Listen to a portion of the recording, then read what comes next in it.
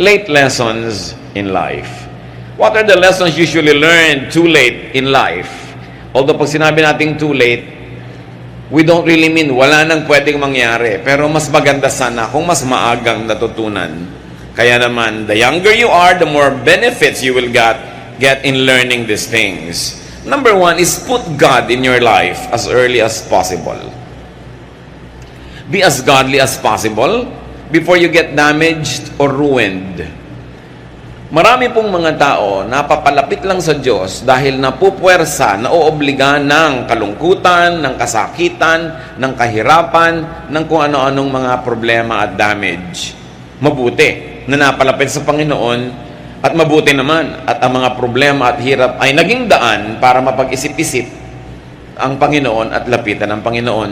Pero mas maganda sana kung nauuna na tayong lumalapit bago pa dumadating mga krisis natin sa buhay. Para kahit tayo ay nire-restore ng Panginoon, kung dumaan tayo sa mga hirap at mga kung ano-anong damages, mas madali naman na mas pagandahin na lang ang buhay natin kaysa hanguin pa tayo sa napakarami nating kinasadlakan at ayusin sa napakaraming gusot na sinalihan. Bagamat yun ay nagagawa ng Panginoon.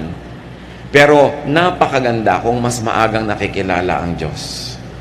Bagamat walang huli, kahit deathbed conversion, yung talagang huling hininga na nung nakakilala sa Panginoon, salamat, maganda yun. Pero mas maaga, mas mabuti. Ecclesiastes 12:1-2, keep your Creator in mind while you are young. In years to come, you will be burdened down with troubles and say, I don't enjoy life anymore. Someday the light of the sun and the moon and the stars will all seem dim to you. Rain clouds will remain over your head. Sinasabi dito ng may akda, darating ang panahon, tatanda ka rin. Marami ka rin mga bagay na gustong-gusto na ngayon na hindi mo na rin magugustuhan.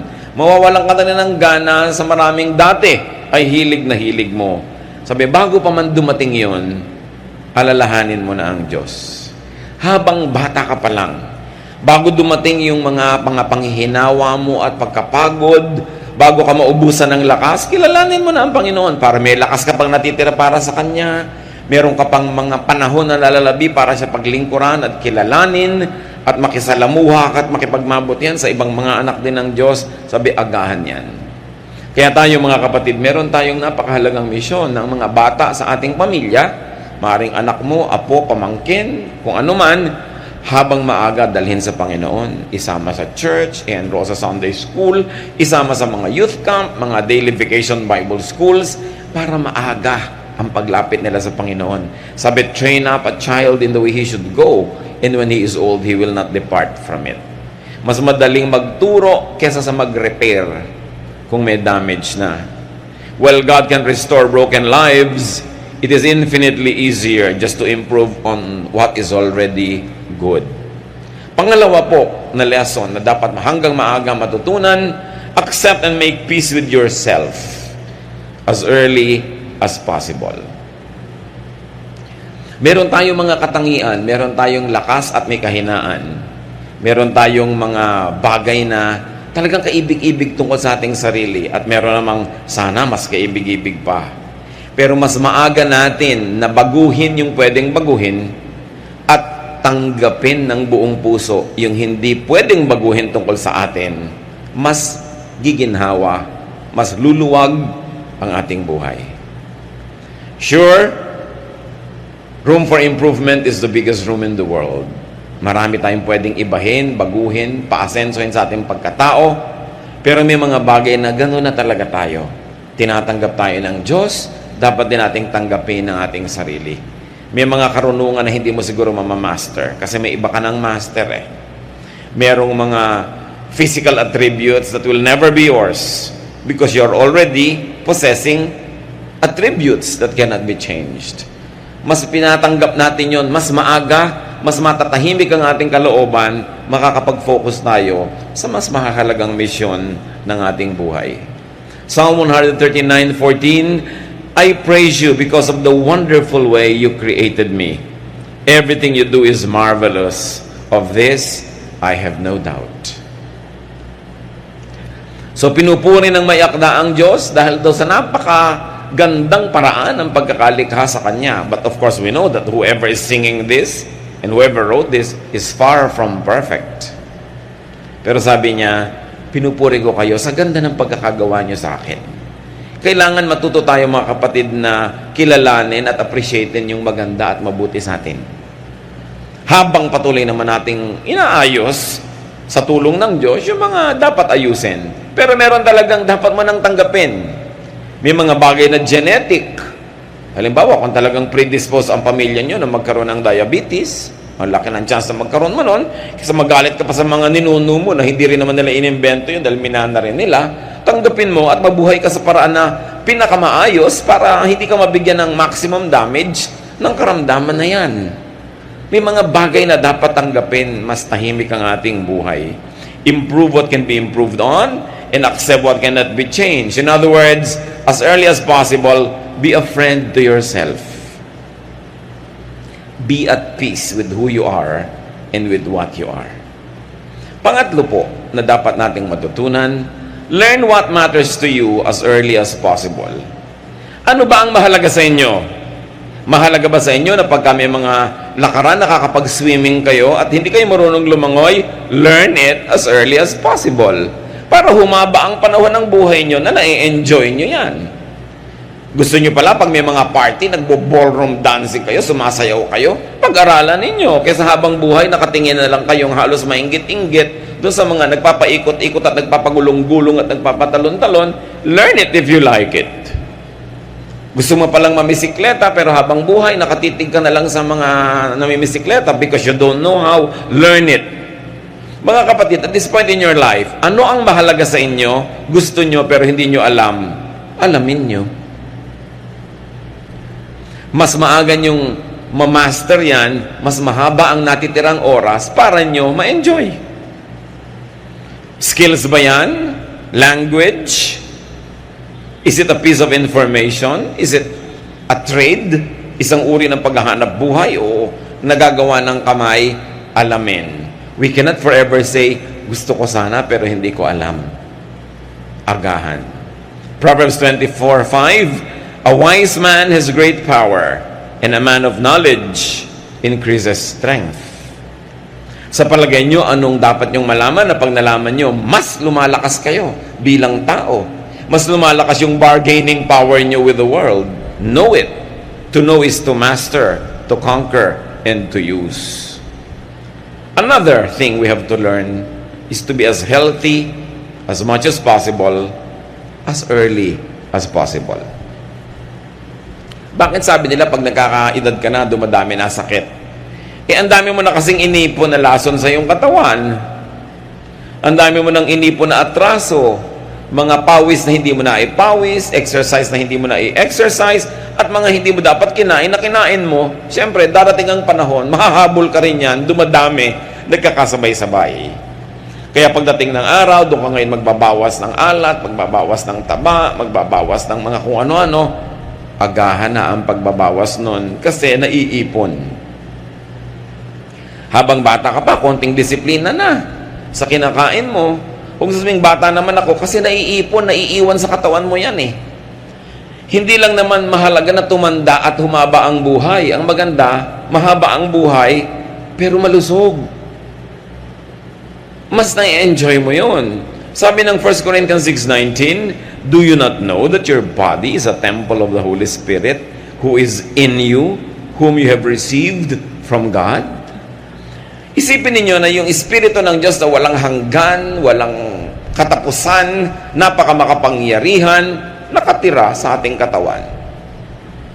Isipin nyo na lang na inyong isip na ang layo ng mararating, ang daming pwedeng ma-imagine, ang daming pwedeng ma-create, pero nakatira pa rin sa ating katawan. At pag bumigay na yung katawan mo, kasunod na rin bibigay yung brain mo. Kasi yun ang tinitirhan niya. Nakita nyo ang napakarami mga dakilang mga tao, great, powerful people, but in times of a crisis in their lives, they happen to be sick. Ang nangyayari, natatalo sila. Kung giyera yun, minsan napakalaking digma, ang galing na general, ang daming napanalunan, pero dahil lang sa kagat ng lamok, no? nagkaroon ng malaria, at kung kailan siya sinusumpong at inaapoy ng lagnat, doon lumusob ang kalaban, natalo sila. Kasi kahit gaano kagaling ang utak mo, nakatiya pa rin sa katawan mo yan, yung katawan mo pag bumigay, kasamang bibigay lahat. Kaya dapat inaalagaan mas maaga. The body is also the temple of the mind. It is also the limit and the limitation of the mind. Kaya inaalagaan yan. It becomes a tool of the mind, but it also becomes a prison of our whole life. So as early as possible, exercise. As early as possible, be fit. Eat healthful foods. Life is so much easier and nicer when one is healthy. Hindi lang yun, mga kapatid. Pati life ng mga nagmamahal sa inyo, gumagaan pag kayo'y malusog. Kasi siyempre, kahit tayo ang may kasalanan kung ba't nagkaganon ang kalusugan natin, damay lahat ang nagmamahal sa atin dahil hindi naman tayo matitiis at aalagaan din tayo kung tayo magkaroon ng karamdaman. Kaya meron tayong pananagutan sa lahat ng nagmamahal sa atin to keep ourselves as healthy as possible, because when we are sick, sila yung napapagod. Kaya yung mga young people dapat responsable sa kanilang kaligtasan. Huwag na kung saan-saan ibalibag yung katawan at ipaghampasan at kung saan-saan dalin, kasi pagka nabagok yung ulo mo at na-paralyze ka, yung matandang nanay mo pa rin na mag-aalaga sa'yo. Sino? Pag nagkaroon ka ng mga karamdaman, mga mahal mo sa buhay ang gagastos. Kaya hindi ka lang nabubuhay para sa sarili. We live responsibly. In adulthood, do not think of yourself and do not treat yourself as old. Do not think old. Do not act old. Marami kasing mga humihina na bahagi ng katawan natin kasi itinatrato na natin na mahina.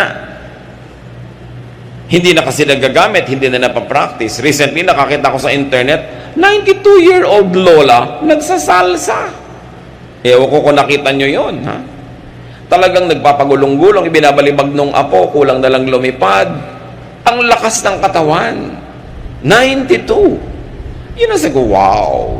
Maraming ginawang tama itong si lola na sa buhay niya. Malakas pa yung katawan niya. So, huwag na kayo lagi na lang nakapranela, nakabalabalat, lagi na lang. Pwede nyo namang pasiglahin ang mga sarili, no? Para mas marami pa tayong makita, malasap, magawa, maproduce. So, watch what you eat. Sila Daniel, ang propetang si Daniel, mga batang-bata pa lang, binihag ng kaaway, dinala doon sa palasyo nung nakabihag sa kanila, tinetrain sila para maging mga trabahador nitong hari na bumihag sa kanila. Pero ayaw nilang kumain ng pagkain sa palasyo. Kasi iniisip nila, bukod sa moral dimension ng pagkain ng mga unbelievers, marami siguro talagang unhealthful na mga ingredients yan. Kaya sa Daniel 1:11-15, merong prescribed diet yung mga noble men na yon, noble young men who were in the palace. Pero Daniel then said to the guard, "Please test your servants for 10 days. Give us nothing but vegetables to eat and water to drink. Then compare our appearance with that of the young men who eat the royal food, and treat your servants in accordance with what you see." So he agreed to this and tested them for 10 days. At the end of 10 days, they looked healthier and better nourished than any of the young man who ate the royal food. Hindi natin alam kung ano yung mga excess siguro na mga fats, mga alcohol at kung ano-ano sa royal food. Pero ayaw kainin nila Daniel. Bukod siguro nga doon sa dietary value, may spiritual value pa sa kanila kung anong kakainin nila at hindi. Kasi sabi nila, gulay na lang po ipakain nyo sa amin at tubig lang ang iinumin namin. At matapos ang 10 days, kung nakita nyo kami nanghihina, sige, kakainin na namin kahit ano ipakain nyo. Pero nakita, mas maganda pa ang kalusugan nila, mas maayos. Ibig sabihin, hindi ko mo masarap, yan ang mabuti sa'yo. Konting control sa sarili. Isa pang dapat nating matutunan habang mas maaga sa buhay, mga kapatid, have fun whenever possible. Ecclesiastes 11:9-10, be cheerful and enjoy life while you are young. Do what you want and find pleasure in what you see. But don't forget that God will judge you for everything you do. Rid yourself of all worry and pain, because the wonderful moments of youth quickly disappear. Napakahalaga ng mensahe na ito ni Solomon, the wisest man ever. Sabi niya, habang bata ka, maging masayahin ka, mag-enjoy ka. Gawin mo ang mga gusto mong gawin at kaya mong gawin. Huwag mo lang kakalimutan, na answerable ka sa Diyos. In other words, huwag kang lalabis. Huwag kang gagawa ng bagay na ipagsisisi mo pag humarap ka sa Diyos dahil haharap at haharap ka. Pero lahat ng pwedeng gawin na hindi mo offend ang Diyos, gawin mo. Yung hindi magbibigay ng panganib sa iyo at sa iyong kapwa, gawin mo. Sabi ko noon, huwag ka nang masyado muna mag-alala at mag-isip ng mga malulungkot na mga bagay kasi darating din yan sa iyo. Sandali ka lang maging bata, so enjoyin mo ang iyong kabataan. Ang dapat sabihan nito siguro yung mga magulang, no? Hindi yung mga kabataan. Mga lola at lolo. No? We must allow the children to be children. And we must allow the young people to be young. Do not fast forward their maturity. We all have a lot of time to be old. At pag dumating na sa iyo yung old age, wala nang balikan. Kaya dapat huwag sayangin ang pagiging bata. Kawawa naman yung mga bata na hindi na naging bata sa dami ng responsibilidad sa buhay. Yung hindi na naka-attend ng anumang gathering, socialization, kasi laging nag-aalaga ng may sakit na magulang o nag-aalaga ng kapatid o naghahanap buhay. Habang kumisan, yung tatay palasing-lasing, pag ganito, yung mga anak na ang nagbuhat ng mga tungkulin ng mga magulang, hindi na sila naging bata. Ang problema, pagka lampas na yung kabataan mo, hindi ka na magiging bata uli, ever. So, isa pong malaking kalupitan, mga kapatid, na nakawan natin ang mga kabataan ng kanilang pagiging bata. Siyempre, medyo hindi nag-iisip pa yan ng marami mga bagay, kaya parang hindi seryoso. Sandaling-sandali lang yun Tulad din ng ganda, sandaling-sandali lang ang kagandahan ng isang bata. Anong sabi ni Shakespeare? A rose will bloom, it then will fade. So does a youth, so does the fairest maid. So, samantalahin. Huwag natin silang pigilan na magkaroon ng mga kasiyahan hanggat hindi offensive sa Diyos. Yan naman lagi ang hangganan Siyempre may hangganan ng lahat ng bagay. Pero karamihan naman kasi sa atin, yung bata, huwag ka malikot. Anong gusto mo? Maparalyze na siya at mag-wheelchair na. Bata nga Siyempre may likot. May hangganan din lang. Huwag ka naman makabasag, huwag kang makasira naman kung ano dyan. Bata ay bata. Mga young people, biglang magtatawa na ng malalakas, iirapan agad ang mga lola. No? Mga young people, sandali lang yan. Pag nalaman na nila ang mga tunay na issues ng buhay, pag nagbabayad na sila ng mga kuryente at tubig at mga bayarin, pagka nalaman na nila ang maraming mga suliranin ng mundo, hihina na rin ang tawa niyan. Diba? So habang kaya pang lakasan. At kahit matanda na kayo, marami para kayong bayarin, labanan nyo yan, lakasan yung tawa. Diba? Kasi, sabi nga ni Balagtas, sapagkat ang mundo'y bayan ng hinagpis, mamamaya'y sukat, tibayan ang dibdib. Marami talagang dumadating na problema. So, tuwing pwede, magsaya ka. Kasi may mga panahon sa buhay natin, ibigin mo man, talagang mahirap magsaya. So, yung masaya na, huwag mo nang palungkotin. Meron namang ganun Nasa pagtitipo na, nasa party na, nasa kasalan na, naninimangot pa. Huwag kang manimangot at malungkot kasi may mga kamag-anak ka, mahal sa buhay na siguradong mamamatay. Alam nga namang hindi mamatay, namamatay tayo. Doon mo na i-reserva ang lungkot mo. Siguradong maraming panahon. Pero pag ang panahon ay kasiyahan, tanggalin mo lahat ng lungkot mo, imagination mo, kung ano, magsaya ka. Kasi dapat tamasahin, samantalahin ang mangilan-ngilang pagkakataon na pwedeng sumaya. At pag nakakakita tayo mga kapatid ng nagsasaya, huwag kayong killjoy. Hindi kayo makatulog pero nagkakantahan sila, magpasa kayo ng buto ng kakao sa tenga nyo para makatulog kayo at sila sumaya. Alangan naman kayo itong matutulog, lahat patahimikin nyo na. Diba?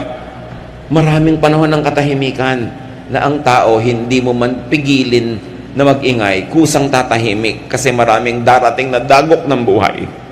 So habang hindi dumarating yun o wala, bakit nyo naman dadagukan? Kailangan marunong tayong magrespeto sa taong sumasaya. May bakasyon, huwag nyo ungkatin ang mga problema. Kaya nga nagbabakasyon. Magkaka-opisina kayo, magre-retreat kayo, magpupunta kayo ng bakasyon kung saan, huwag nyo pag-usapan ng trabaho. Pag-usapan nyo pag nandun na uli kayo sa inyong opisina. Kasi bihira, gumastos pa kayo para magpunta halimbawa sa Sikogon. Tapos nung nandun na kayo, pinag-uusapan nyo yung mga nakakainis na bagay sa office. Sinayang nyo inyong pagkakataon. Maraming mga tao, sinasayang nila ang pagkakataong sumaya. Bihira-bihira lang naman magkaroon ng malaking kainan. Doon ba magjejeta? Kalimutan nyo nga yung jeta nyo kung masarap ang mga pagkain. Dahil madalas naman talagang jeta kayo dahil kulang ang budget, di ba? So doon na lang kayo magjeta. Darating din yon. Pero yung manaka-naka na mayroong festival, naku, enjoyan mo yan. Kesa sa pag dumarating ang panahon ng gutom, inaala-alala mo yung mga dapat sana'y nakain mo pero hindi mo kinain dahil nag-iinarte ka. No? Magsisisi ka ngayon. So enjoy it. Enjoy youth. Enjoy young adulthood. Enjoy adulthood. In fact, enjoy every stage of life. Ecclesiastes 3, 1-11 can be summarized as saying, everything on earth has its own time and its own season. There is a time for laughing and dancing. And if it is not your time, hayaan mo yung iba to enjoy their time. Kung sino ang nagsasaya, siya ang may karapatan. Yung ayaw magsaya, yun ang lumayo. Pero huwag niyong pigilin yung nagsasaya. Hindi niyo alam, baka bukas may malalaman siya kahindik-hindik na bagay na kahit hindi niyo pigilin, talagang mawawala na yung saya niya. Unfair naman na hindi man lang siya nakapag-charge. Malolobat pala siya bukas, hayaan niyo siyang mag-charge ngayon. No? Para may baon siyang saya sa buhay. Kaya mahalaga mga kapatid, yung maliliit na bata, i-maximize natin ang saya nila. Para marami yung baon. Habang tumatanda sila, nawi-withdraw yun, kaya damihan nyo yung deposit na love habang sila'y bata pa. Hindi ko sinabing palakihin sila sa layaw, sa saya. Pero hindi ko sinabing i-exempt sila sa pagod, sa training, sa disiplina. Pero dapat ginagawa man natin ang lahat ng yon, may kakambal na saya. At makikita nyo sila yung magiging mga matitibay na tao, mapagbigay, maibigin, at masasarap na mga kasama. So, there is a time for laughing and for dancing. Maximize that time. Create, invent ways to be happy. Be youthful at heart and let the young be young. Kuminsan, ang ikinakalungkot ko po, pag marami mga nagiging born-again Christian, akala nila bawal sumaya. So, bawal na lahat, no? Bawal na lahat. Napaka maunawain ng Diyos. Gawin nyo kung ano yung nagpapasaya sa inyo, maliban na lang, alam nyo talagang maling-mali. Ngayon, medyo gray area, pero gustong-gusto nyo gawin, napakabait ng Diyos para Kanya unawain. No? So, ang ating laging panghawakan, yung bait, hindi yung higpit ng Diyos. Mabait siya. Ang mahigpit lang kuminsan yung lola mo o yung tiya mo na old maid, mas mahigpit pa talaga sa 30 na pinagsama-sama yan. Bakit? Hindi kasi siya nag-e-enjoy sa buhay. No? Kaya tuloy, gusto niyang idamay halos lahat ng tao na huwag na rin mag-enjoy sa buhay. Napakahirap kasi nung mga tao na walang nagmamahal, walang nakikipagmahalan, walang mga outlet, walang mga saya. Ang gusto, idamay lahat ng tao sa mundo. Gawin natin ganito mga kapatid, kung ano man ang hindi natin na-enjoy, ipagdiwang natin kung na-enjoy ng kapwa natin. At sa ating pakikipagdiwang sa kanila, nakakasalo na rin tayo sa enjoyment. Kasi yung lagi mo silang pinipigil. One thing to learn, early. Mas bata, mas mabuti, save. Mag-impok. Save whenever possible. And if you're already saving, save more. Kung malapit ka na lang mamatay, ang dami mo pang savings, di pamigay mo. Pero mabuti na rin yung kinamatayan mo, may savings ka pa kaysa wala. Invest. Ecclesiastes 10:19, sabi ni Solomon, pinakamarunong na tao sa balat ng lupa, money is the answer for everything. Sa inyo, ha? Ganun ba yun? Tatandaan niyo mga kapatid, it is the love for money that is condemned in Scripture, not money. Yung pag sobra mong minahal, kinalimutan mo ng Diyos, kinalimutan mo ng kapwa, yun ang sumasama. Pero yung pera mismo, gusto ng Diyos, marami tayong ganyan. Kaya nakita mo ang Panginoong Jesus, pinagalitan niya yung binigyan ng mga talent, hindi ininvest, hindi nagtubo, binawi pa. Gusto ng Diyos, marami kang pera. Proverbs 6:6-8, Go to the ant, you sluggard. Consider its ways and be wise.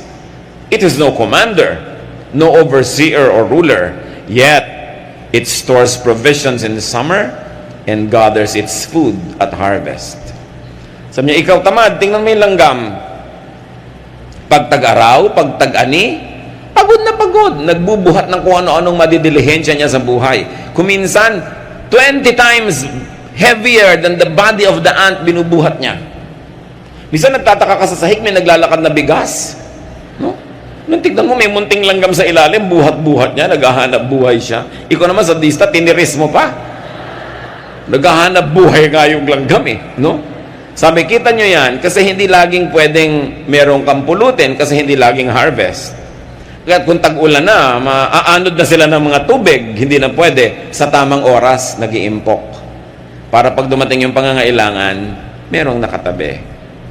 Kailan tayo dapat mag-impok? Kung kailan tayo malusog, kung kailan tayo bata, kung kailan tayo kumikita. Hindi yung ubos-ubos biyaya, bukas na katunganga. Ang mga young people, hirap na hirap magtrabaho ng mga graveyard shift. Tapos inuubos ang pera nila sa mga kapeng nakakasikmura. Yung mga maaasim na kape. Talagang mga pagpapanggap at pagbabalat kayo, no? Para lang magmukhang sosyal. Tapos nauubos ang mga pera sa kung ano-anong gadget. Tapos mamaya, tumanda na, wala malang savings. Kailangan may isave ka. Ngayon, kung may mga kamag-anak ka na palahingi, palaasa, paladagan, no? Talagang gumagamit ng straw para sip-sipin ang dugo mo mula sa pinakamatabang ugat sa iyong leeg. Di ba? Lalo ka dapat mag-save. Huwag mo ibibigay lahat. Do not give everything. Give proportionately. Magtira sa sarili. Pag naliligid ka ng mga ganitong tao, lagi silang wala, ikaw yung meron, uubusin nila, bukas pare-pareho na lang kayong wala. Hayaan mo na lang sila wala, ikaw meron. Para pag may emergency sila, kahit paano pwede mo rin tulungan, kaysa ipinamigay mo ng lahat. Lalo mga magulang. Alam niyo naman ang mga Pilipinong magulang, ibibigay ang lahat sa anak. Kung umaasa kayo na lahat ng anak ay itatagod kayo sa pagtanda, paano kung hindi mangyari? Paano kung nakapag-asawa yan ng ubod na sama ng ugali? At nakulam yung anak nyo at nailayo talaga sa inyo. O anong gagawin nyo ngayon? Binigay nyo lahat. Magsisimang kayo, 80 anyos na kayo, 70. Lampas na yung climax ng pagkita nyo. Anong gagawin nyo? Magsisisi na lang kayo hanggang humina kayo ng humina, maubos ang maubos. Don't give everything. I'm telling you, give, but give proportionately. May itinatabi ka. Ang God is God of proportion. Ang Diyos nga, 10% lang hinihingi, di ba? So, ibig sabihin, may tinitira ka sa sarili mo, sa ganito, sa ganon. Dapat ganon. Kung kayo'y kumikita-kita, medyo katanghali ang tapat ng inyong buhay, walang ginawa ang mga kamag-anak nyo kundi manghingi, paano kayo magkakaroon? Ipinapayo ko lagi sa iba, maghulog kayo ng lote. Maghulog kayo ng anumang bagay na alam lahat na kamag-anak nyong may hinuhulugan kayo, therefore hindi nila kayo dapat obligahin na lagi magbigay sa kanila dahil may hinuhulugan kayo. Tapos pagdating ng panahon, di ibenta nyo, parang savings, parang forced savings. Kasi kung laging cash ang pera mo, papapakin talaga ng mga tao yan. Wala kang maiipon, no? So magtira sa sarili. At habang maaga, lalo't kung naniniwala kayo, get a good health insurance coverage. Mabuti na yung nagkakasakit kayo, ang inaalala nyo lang paano gagaling, hindi yung paano magbabayad. Malakas magpalala ng sakit, yung bills. Malakas magpataas ng lagnat. Pagka nakikita mo yung mga bills. Kailan kayo kukuha dapat ng health insurance coverage? Habang bata kayo kasi mura pa yung premium. Alam nyo na yung mga insurance, pero hindi ka naman yan love. Negosyo yan. So habang nagiging 60 ka, lalong nawawala na yung mga privileges mo o 70. Pero at least umabot ka man lang sa edad na yun na covered ka kasi mamaya nagkakaroon na ng mga bagong products yung mga insurance companies na hanggang libing Pwede ka ng client nila. Meron ng ganun, ano? Pero maganda meron kayong ganun. Kaya lang, pakatinuan ninyo. Dahil maraming mga insurance companies, nakaka 1, 2, 3. No? Tinatakbuhan ka bigla, nawawala bigla. So, tingnan nyo yung track record ng mga kumpanya. But it's nice to have that. Get educational and health insurance for your children. The younger they are, the cheaper. Ako, isang patotoo. Sa ganito, napapatunayan ko, this works. Yung mga insurance, health insurance, educational plans. Dami ko nang nakita na talagang it works. Kaya lang nga, talagang medyo maghihigpit ka ng sinturon habang nagbabayad ka ng premium. 5 taon lang naman yun. At kadalasan, yun yung 5 taon na bata ka pa, nasa peak ka pa ng pagkita, pwedeng gawin. Kita niyo yung babaeng pinupuri sa Proverbs 31:25? She is strong and graceful, as well as cheerful about the future. Sabi ng NIV, she can laugh at the days to come. Sino ang pwede magtawa-tawa sa darating na kinabukasan? Yung may ipon. Magulang ka, magkakalit sa yung anak mo, sabi mo, magkakalit sa anak ko, may pambayad ako. Di ba? Gaano karami nakakatawa ting Hunyo? Pag nakasalubong may mga mukhang Biyernes Santo, Hunyo. Kasi enrollment, walang savings. Gano'ng karami yung nakakatawa kapag naalala mo, naku, tatanda ako, kailangan ko ng wheelchair, bibili ako ng may mga umiilaw-ilaw pa habang gumugulong. Di yung may pambili, di ba? Sinong nakakatawa sa mga darating na sakit, di yung may pampa-hospital, she can laugh at the days to come. Yung Proverbs 31:25, lady, because she has savings. So, mahalaga, meron yan.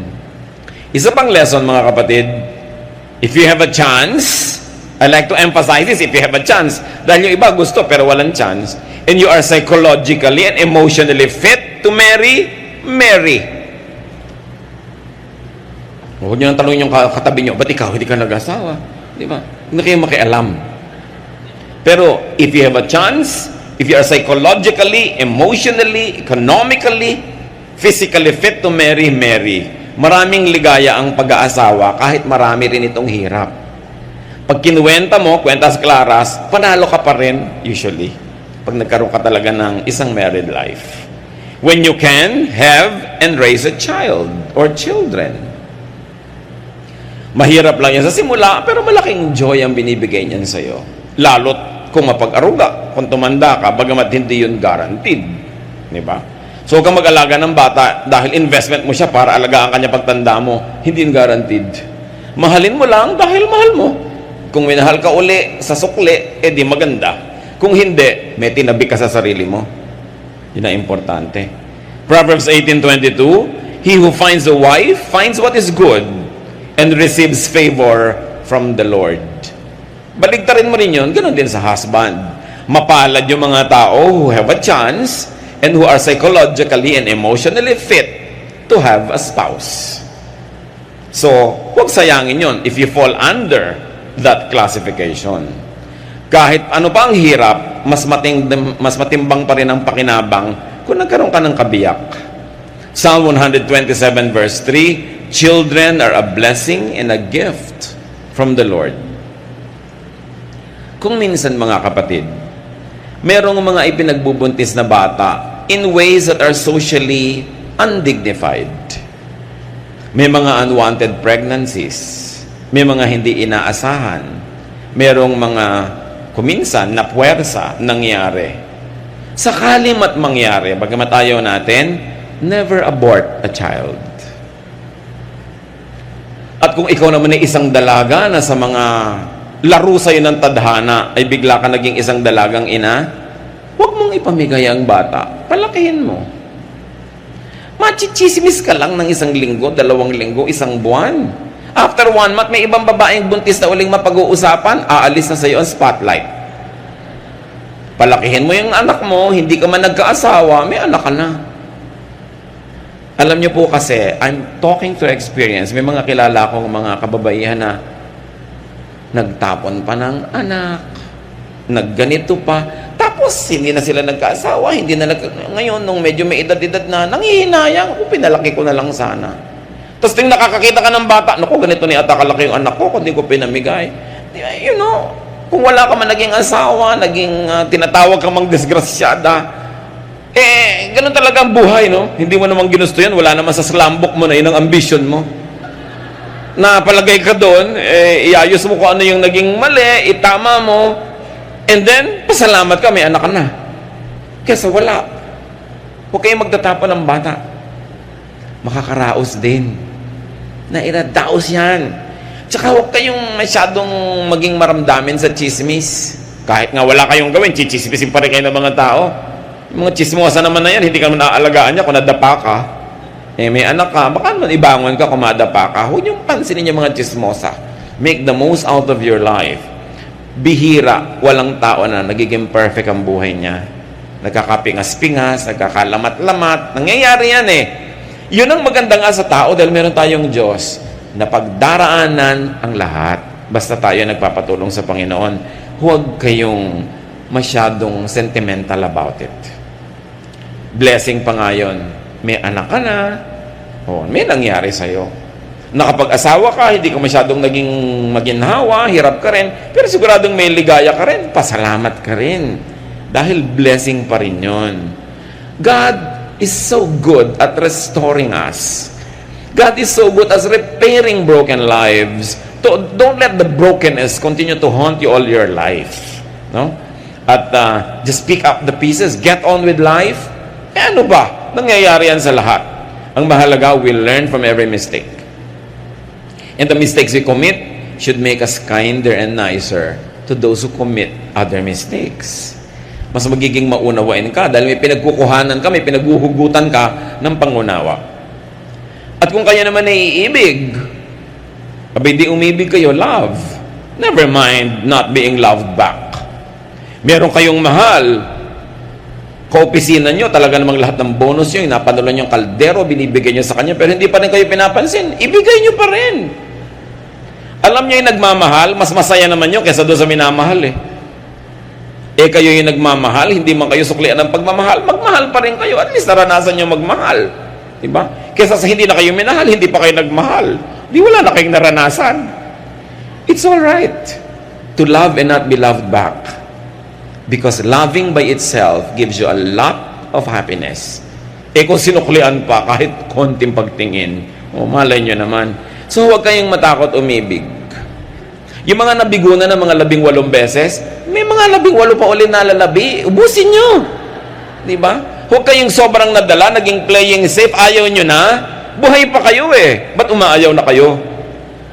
Ngalan nyo naman, dito sa ika-27 pag-ibig, yan na talaga matupad ang mga pangarap nyong ilakad hanggang altar. Habaan nyo ang lakad. Mula pa lang doon sa Harrison, maglakad na kayo. Para makabawi kayo. No? So never mind kung hindi ka minamahal. Mahal mo pala, mahalin mo pa rin. Hindi ka binibigyan ng pag-asa, mahalin mo pa rin. Huwag mong ilagay sa kanya yung pasya kung anong gagawin mo sa pag-ibig mo sa buhay. Sasaya ka rin. He who loves enjoys more than the one being loved. Pangwalo, hold no grudges. Have no regrets. Discard anger from your heart. Mas maaga, mas mabuti. May gumawa sa'yo ng masama nung araw, hanggang ngayon, inaalala mo pa, ang totoo nun, paulit-ulit na nagagawa sa'yo yung masama kahit wala na siya dyan, kasi nire-replay mo. Lugi ka. Kung meron kayong dapat patawarin, huwag na yung pag naghihingalo na siya o naghihingalo kayo, tsaka pa kayo nagpapatawaran, patawarin nyo na agad. Makakalaya siya, makakalaya kayo, mas luluwag ang buhay. Huwag kayong magtanim ng sama ng loob. Yung puso nyo, dapat tinatayaman ng pag-ibig, hindi ng sama ng loob, hindi ng galit, hindi ng mga hinanakit, himutok, hindi ng mga pains and sorrows. Minsan na kayong nasaktan, tama na. Ilibing nyo na forever, magpatawad na kayo para hindi maulit. Kasi habang sinasariwa nyo, bumabalik yung galit, bumabalik yung sakit, sinong lugi? Di kayo. Mas maaga, mas mabuti. Kasi, maiksi ang buhay. Sayang ang bawat saglit na inubos mo sa pagiging galit. Pwede naman sanang inubos sa pagiging masaya. It is your decision. Ephesians 4:31, stop being bitter and angry and mad at others. Don't yell at one another or curse each other or ever be rude. Sayang. Minsan ka lang nagkaroon ng araw na ganito, ng petsang ganito, ng taon na ito sa buhay mo. May nakaaway ka pa, di ba sayang? Samantalang maganda kung may naging kaibigan ka. Huwag sasayangin ang bawat sandali. Philippians 3:13, I forget what is behind and I struggle for what is ahead. Nililimot ko na yung tapos na. Sabing ganun. At kayo, mga kapatid, makinig kayo mabuti.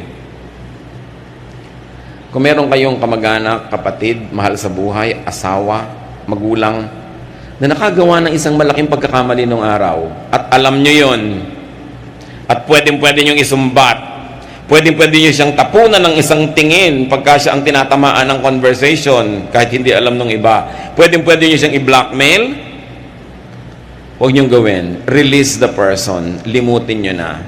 At ang mga nagawa nilang mga mali nun, lalo't ikinahihiya nila, kinasasama ng loob, huwag nyo nang uungkatin pa. Yun ang pagpapakatao. Sinasabi, don't hit below the belt. Kahit sa boxing, may batas. Kalaban mo yung sa boxing, yung pa ba namang kapatid mo, mahal mo sa buhay, yung paang tuwing meron kang galit o inis, inilalabas mo yung baho niya, inuungkat mo yung pagkakamali niya. It is cruel, it is unkind, it is ungodly. And even if you are able to hurt the person, do you think that you can get out of it unscathed? No. Kayo man, kahit galos magkakaroon. So huwag nyo nang uungkatin pa, lalot maselan, lalot pinagsisisihan o ikinahihiya ng inyong kapwa.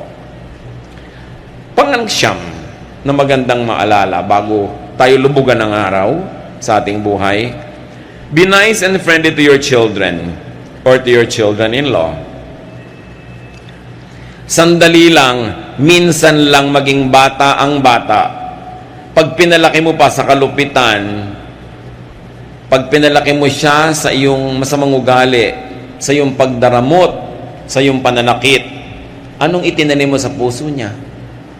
Puot sa'yo, galit, hinanakit, at habang patanda ka ng patanda at pahina ng pahina, siya tong lumalakas. Kumbaga sa araw, papalubog ka na, siya nagtatanghaling tapat pa lang. Lahat ngayon na ikabubuti mo sa buhay, iaasa mo lang sa kanya dahil mahina ka na. Ano ang maaalala niya? Bigyan nyo ang mga bata ng mga magagandang maaalala. Una, para sa kapakanan nila. At kung gusto nyo isipin, meron din kayong benepisyo sa kapakanan nyo. Kasi kung anong inyong itinanim, aanihin nyo. Merong mga magulang, wala man lang ginawang mabuti sa anak, pinagmalupitan pa, sinaktan, kinawawa, inabandona, pero ngayong matanda, inaalagaan pa rin ang anak. Can you imagine kung gaano pa kasindi, kasweet, palalo at kaganda yung pag-aalaga kung naplani mo ng maganda? Kung minsan ginagawa mo lang, obligado ka dahil magulang mo, pero wala ka ng gana dahil kung minsan malayo ang loob mo o may kim-kim ka rin sama ng loob. Pero ang sarap-sarap naman nung mag-aalaga ka na dahil mahal mo. Hindi dahil obligado ka. So, ang pagpapalaki ng mga bata, pakisamahan natin. At mga biyanan, lalo kayo yung donyang-donya pa yung edad nyo. No, halimbawa, mga 40, 45 pa lang kayo, malakas pa kayo, kumikita pa kayo, gangga santol pa yung mga hikaw nyo dyan. Talagang mga bag nyo, gangga ba yung salaki, dami-dami yung dala. Yung meryabang pa kayo, para pa kayong pabo na naglalakad dyan, yung mga balahibo nyo, pumapagaspas. Maging mabuti kayo sa mga manugang nyo. Kahit yung manugang nyo, wala pang nasabi sa buhay, wala pang nagagawa, wala pang say, nakikitira pa lang sa inyo, ibinibili nyo pa lang ng gatas yung anak nila, kayo yung donya-donya, tatanda rin kayo. Pag ang itinanim nyo sa manugang nyo hindi maganda, anong ina-expect nyong aanihin? Ilalayo nila yung loob ng anak nyo sa inyo. Nakikitira lang yan sa inyo dahil walang choice. Oras ang nagka-choice, lalayasan kayo niyan. Magpapakalayo-layo, hindi ibibigay sa yung number ng cellphone nila. Tetelegrama ka lang, no? Sa RCPI. Can you imagine? Ang tagal nun. So, be nice. Magtanim ng mabuti, lalo sa manugang kasi hindi mo dugo. Yung sarili mong anak, pagtsatsagaan ka niya kahit anong mangyari, yung manugang mo. Ang masama ngayon nito, ang tanda mo na, ayaw mo man, kailangan mong maalagaan ka, at yun lang ang manugang na mag-aalaga sa'yo. O, paano ka ngayon? Nice mo ngayon kasi wala kang choice. Samantala kung nung may choice ka, naging nice ka, di ba mas masarap? Mas maganda. Ang matatalinong biyanan, nakikisama sa manugang. Dahil part na yun ng pamilya nyo. At bihirang ina ang nanalo sa manugang. That's the truth. Pag nahumaling na yung inyong anak sa kanyang asawa, lalo't amoy sabon, bagong paligo, anong nanay-nanay? Diba, malilimutan ka. So mabuti pa lumagay ka sa lugar. Kung hindi mo man gusto yung manugang mo, dahil lang matalino ka. Kasi yun ang magandang gawin. Ngayon, di gustuhin mo na, total gusto ng anak mo. Mag-e-enjoy ka pa kaysa mainis. Wala ka na mga magagawa. Nandyan talaga yan tuwing may okasyon. Kasi manugang mo yan. Maraming mga biyenan, hindi sila marunong. Nakikipagyera sa manugang. Anong mapapalaan nyo? Sa palagay nyo ba, magwawagi kayo? Wala. Stress lang. Be wise. Kung inaalagaan nyo ba naman ang mga anak nyo sa inyong kalakasan, edi mas masarap ang pagtingin nila sa inyong pagtanda. Ephesians 6:4, parents, don't be hard on your children. Raise them properly. Teach them and instruct them about the Lord. Of course, the presumption is you are godly yourself to be able to teach children about the Lord. Kita niyo itong magbiyanan na si Ruth at Naomi? Ang sweet. Itong si Naomi, may dalawang anak na lalaki, namuhay sila sa isang foreign land. Tagaroon yung napangasawa ng kanyang mga anak na lalaki. Namatay ang asawa niya, namatay ang dalawa niya anak na lalaki, ang natira silang 3 babae. Ngayon, sabi nitong matandang biyanan, mga iha, mag-uwian na kayo sa inyo inyong barangay. Kasi wala na ako natirang anak para ipakasal pa sa inyo. Magkanikanya na tayo, gumawa pa kayo ng buhay nyo dahil bata pa kayo. Meanwhile, siya ang tanda-tanda na niya, byuda na, naulila pa sa mga anak, sino lang titingin sa kanya? Ruth 1:16-17, Ruth answered, please don't tell me to leave you and return home. I will go where you go. I will live where you live. Your people will be my people. Your God will be my God. I will die where you die and be buried beside you. May the Lord punish me if we are ever separated, even by death. Mga biyanan, sasabihin kaya ng manugang nyo sa inyo yan. Ang ganda, di ba? Ayaw siyang bitawan ng manugang kahit wala na yung asawa na anak niya. Kasi sila may sariling relasyon na na-develop. Nagmamahalan sila bilang magbiyanan. So hindi lang sila artificially put together by this common man in their life, the son and the husband, but they have developed a friendship between them na wala na yung lalaki, tuloy pa rin sila. Mahusay na babae. Pareho sila. Mga manugang, makisama rin kayo sa inyong mga biyanan. Kahit darating ang panahon na kayo na yung malakas at hihina yan, hihina din kayo at magkakamanugang din kayo. Papaikot-ikot lang yung cycle na yan. At saka syempre, tumanaw ka ng utang na loob sa biyanan mo. Kung minsan napag-aral yung asawa mo, kaya ang yabang-yabang mo ngayon, maganda buhay nyo. Sino ba nagpa-aral dyan? Sino nagpalaki dyan? Di ba yung biyanan mo? Wala ka namang participation dyan. Ngayon ikaw, aani ka na. So dapat, tumanaw ka ng utang na loob. At sino pa man naman ang dapat mag-adjust? Hindi yung bata, natural. Kung may konting mga bisyo yung biyanan mo, may mga ugali, ikaw na mag-adjust. Ikaw naman tong bata Lumagay ka rin sa lugar. Pareho kayong lalagay sa lugar, sasaya kayo. At hindi nyo hahatiin ang puso ng isang lalaki na common to the two of you. Kawawa naman yung lalaki, yung nanay niya, tsaka asawa niya, hindi magkasundo. Meron akong kilala niyan, mga kapatid. Sabi niya, gusto na daw niya magbarel. So kapatid, yung nanay mo at asawa mong barilin mo. Sila pa nag-aaway, ba't ikaw magbabaril?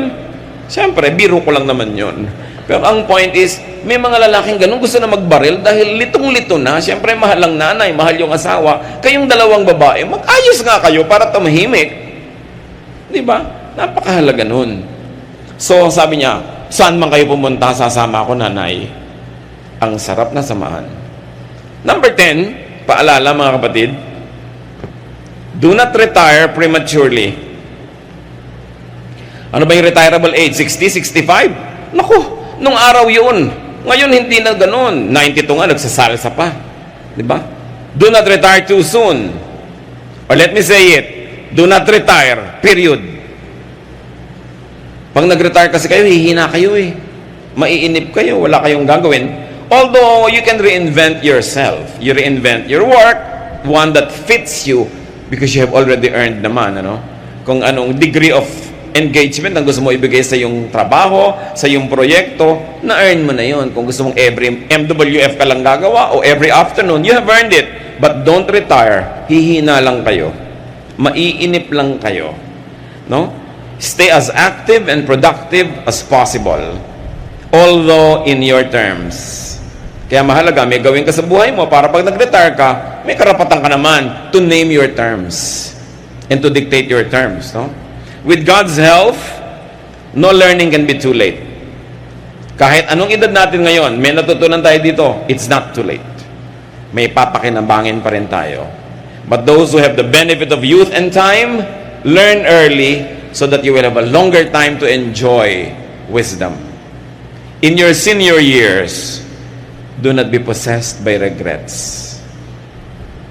John 10:10, the Lord said, "A thief comes only to rob, kill, and destroy. I came so that everyone would have life and have it to the fullest." Hanggang huling hininga, dapat may katuturan pa rin, may kasiyahan, may ganda ang buhay. God wants you happy. God wants you fulfilled. Learn important things early enough. Thank you, Lord, that you remind us. Thank you, Lord, that you are concerned that we have a meaningful life. Ituwid nyo nga po kami, Lord, kung may mga kalikuan kami. Itama nyo kami kung may mali. At sa mga ginagawa na naming tama, lalo pang matama sa tulong nyo. Para kami magkaroon ng buhay na makahulugan, masaya, mabunga. At hindi lang yon, yung buhay namin maging kasiyahan din ng mga nabubuhay sa paligid namin. May living with us be a pleasure to those that have to live with us. Magbulay-bulay pa tayo mga kapatid. Maghanap ng mga personal na application para lalo tayong makinabang sa ating pagsasalo-salo sa sandaling ito.